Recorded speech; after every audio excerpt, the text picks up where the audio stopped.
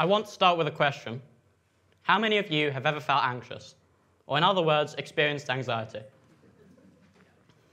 I genuinely hope you haven't. I'm almost certain almost all of you have. Even if only in small pockets, like when applying for a job, going on a date, or even public speaking. I dare say I'm nervous about doing this TED Talk. And I know what you might be thinking. Oh, here we go. The kid with anxiety's just got up on stage and he's nervous about doing his TED Talk. But no, as I hope to show you that even with anxiety, you can do nerve-wracking things like public speaking and performing. Statistics show that anxiety is a very common problem. In 2007, the Psychiatric Morbidity Survey found that 15% of people were struggling with an anxiety-related mental health disorder. However, this is just of the people whose cases were officially recorded and diagnosed, so I think the real number might be a lot higher. I have struggled with anxiety for many years, peaking in year 8, where I was in such a state that I would find it terrifying to even cough in a lesson or pack up slightly before someone else for fear of judgment or scrutiny. Often I would find myself sweating just after an English class from simply reading out in class, and I would dread any form of class discussion or presentation. This was truly a difficult point in my life for me, as I would find it difficult to ask for help in a lesson, buy something in a shop, or even talk to anyone I didn't know really well. It was in the summer of this year, though, that I decided to make a change.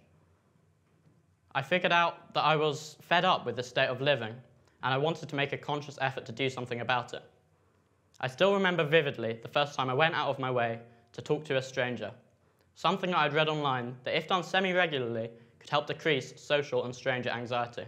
I went to an old man on a beach and asked if he needed help crossing a stream he was about to cross.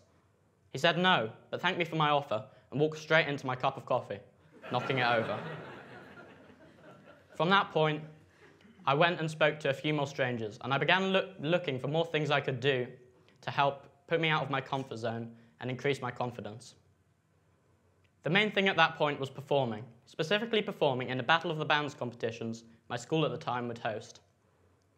I remember one night I had to perform in 3 different bands in the space of an hour, something that really daunted me. But I went through with the performance, and I felt that after that, I was a lot more confident, as I almost realized that if I could go and perform drums in bands, and I'd only recently learnt the drum beats, then I could do almost anything within reason. From this, I developed something of a rule to stick to in my head, which was that if I felt terrified of doing something, I would force myself to go out and do it. I developed something of a what doesn't kill you makes you stronger mentality, I guess you could say. Shortly after this point, I moved schools, which was something that was incredibly scary for me. However, I felt that after the transition, the process of, again, going out of my comfort zone and speaking to many new people I didn't yet know had helped increase my confidence and helped me feel more comfortable in speaking to new people in the future. One time I thought I had taken this notion a bit too far, though, was when I chose to sing a song as part of a music GCSE performance night, particularly as I was and am a terrible singer. Before the performance, I was in something of an avoidant state. I had only learned the piece fully, the lyrics, about half an hour before the event began, and I'd only practiced to an audio recorder on my phone, never in front of any kind of audience. However, even with this lack of preparation, I completed the performance, likely to the dismay of my audience.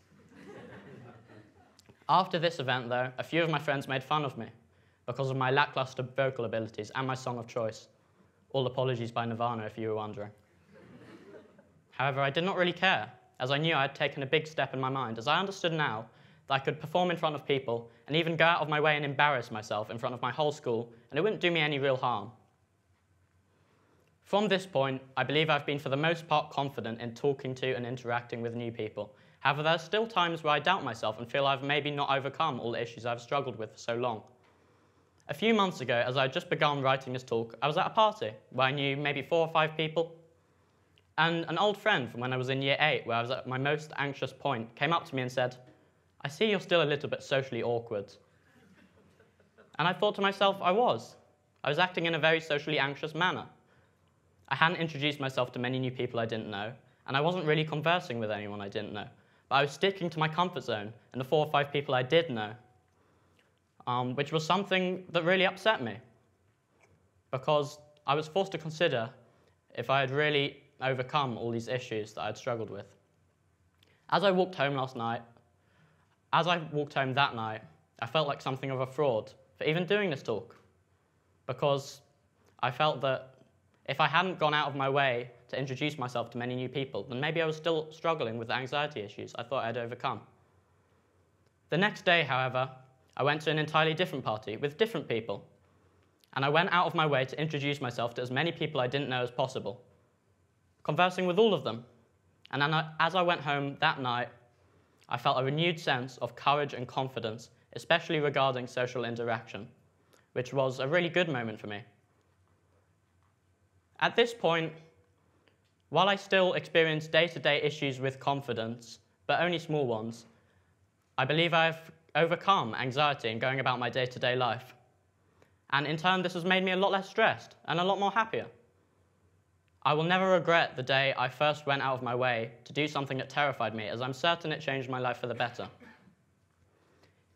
If there's one thing I would encourage you to take from this if you're sitting in an audience, especially if you're struggling with anxiety, it is to go out of your way and get out of your comfort zone and fight back against it, because there's no real reason you and I cannot be confident meeting new people, public speaking and performing, or even doing a TED Talk. Thank you.